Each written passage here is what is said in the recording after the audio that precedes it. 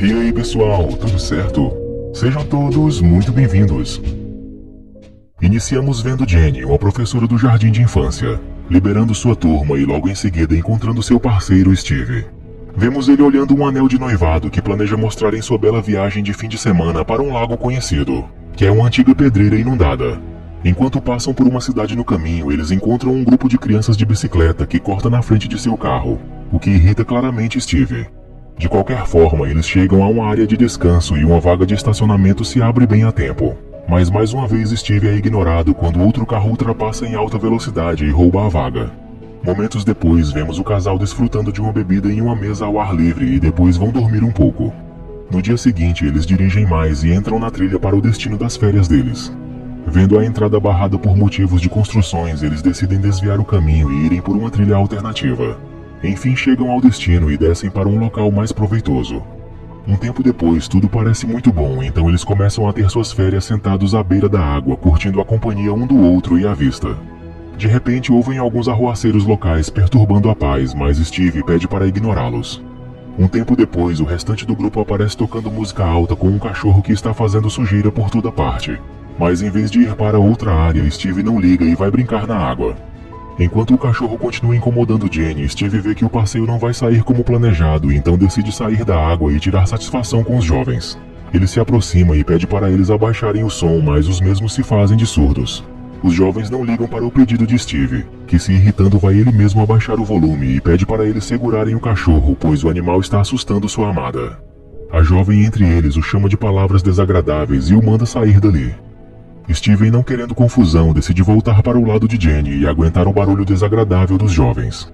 Momentos depois, o grupo sai do local e deixa o casal mais tranquilo.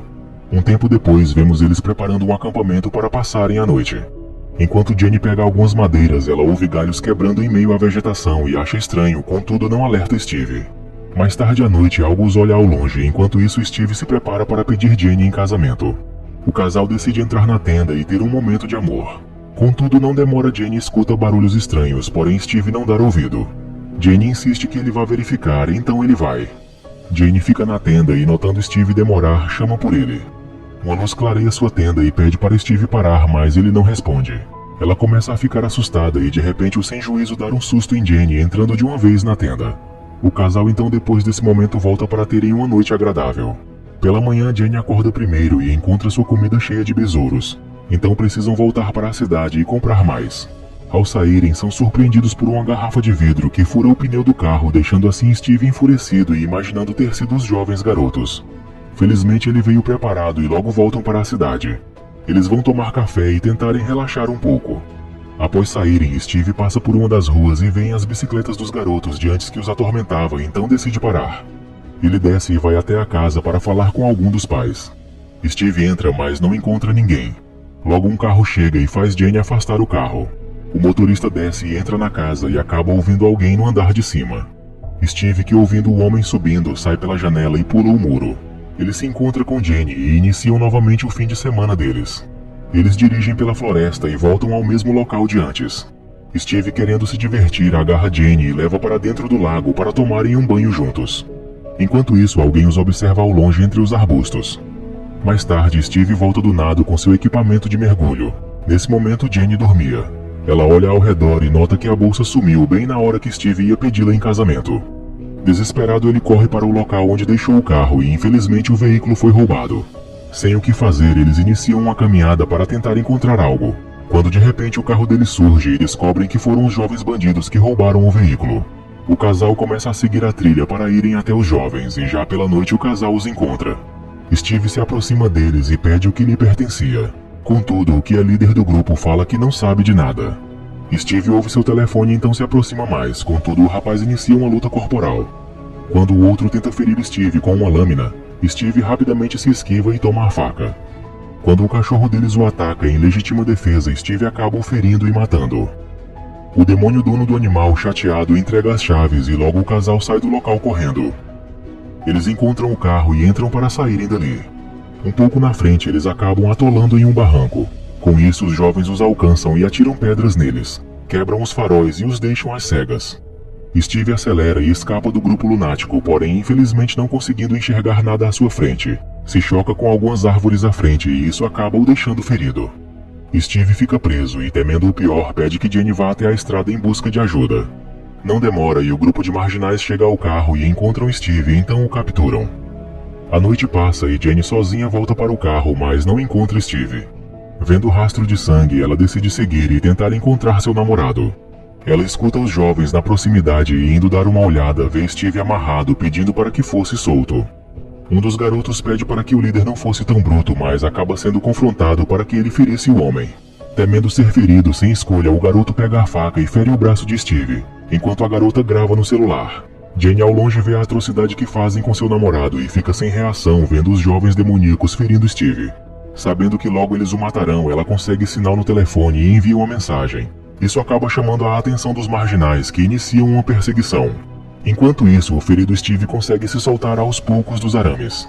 Jenny consegue derrubar o grupo de jovens de bicicleta e continua correndo. Ela chega a um local onde há alguns carros de uma construtora e, vendo um rádio em uma cabine trancada, tenta pegá-lo. Jenny não consegue e, vendo os garotos se aproximarem, ela por pouco consegue se esconder acima da cabine. Um dos jovens volta para o local que mantinha o Steve preso e descobre que ele não está ali. Steve retorna para seu carro e abre o porta-malas e o alarme ecoa, atraindo a atenção dos jovens. Steve pega alguns suprimentos médicos e sai imediatamente do local. Um pouco mais na frente, ele se esconde para atacar quem se aproxima dele e, quando ele ataca, descobre ser Jenny. Ela o ajuda a levantar e saírem dali. O casal caminha pela floresta e acaba por encontrar em uma pequena cabana de madeira. Jenny inicia os cuidados em Steve, mesmo sabendo da situação crítica que estão as feridas dele. Jenny acaba por ser surpreendida nesse momento tão difícil e descobre que Steve iria pedi-la em casamento. Contudo, ela não tem muito o que pensar naquela hora e se preocupa em encontrar uma maneira de escapar dos jovens. O grupo dos garotos se aproximam da cabana e, indo até ela, abrem a porta à força, mas não encontram o casal. Felizmente, Jenny conseguiu levantar as madeiras e se esconder no rio abaixo da cabana. Os garotos partem do local. Momentos depois, Jenny puxa Steve para fora da água, mas ele começa a desfalecer. Jenny o acorda e pede para que ele aguentasse até ela chegar com a ajuda.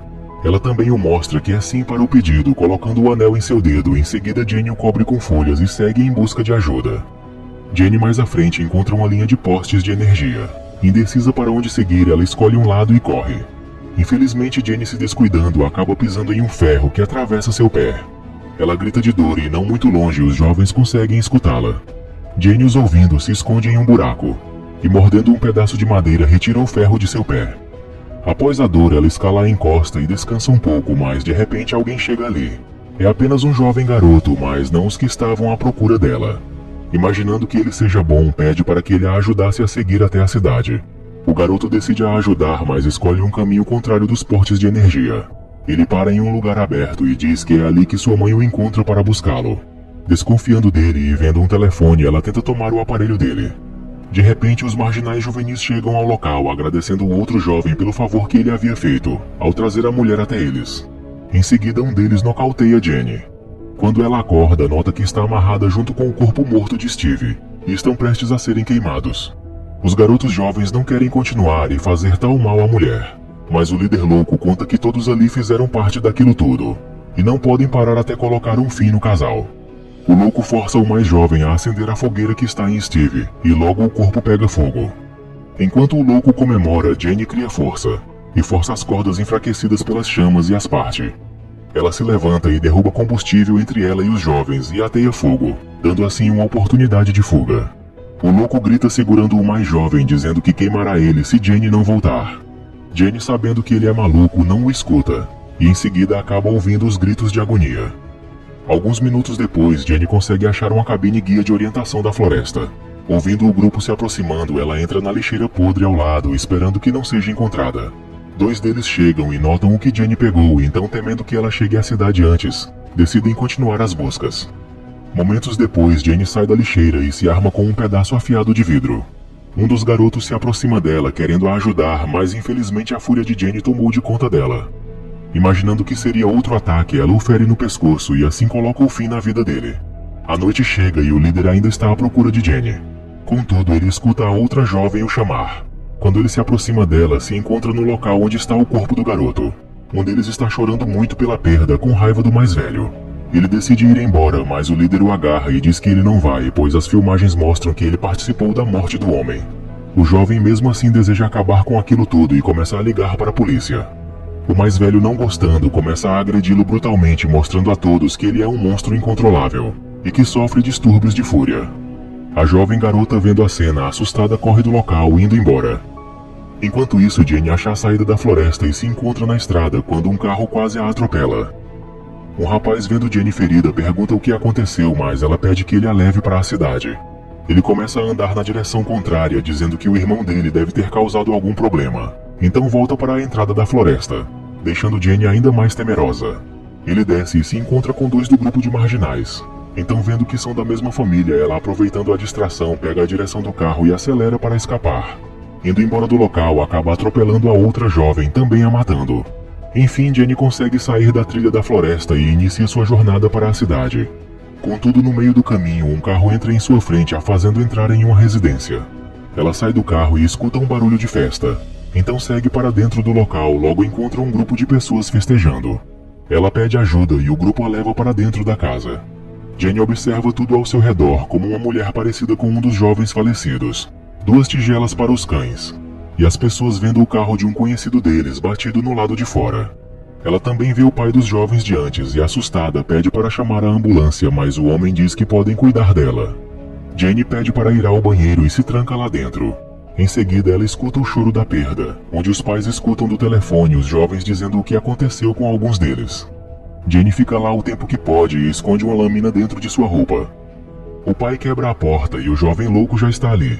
O pai, sem noção, confronta Jenny sobre o acontecido, mas ela fala que o jovem falou é mentira.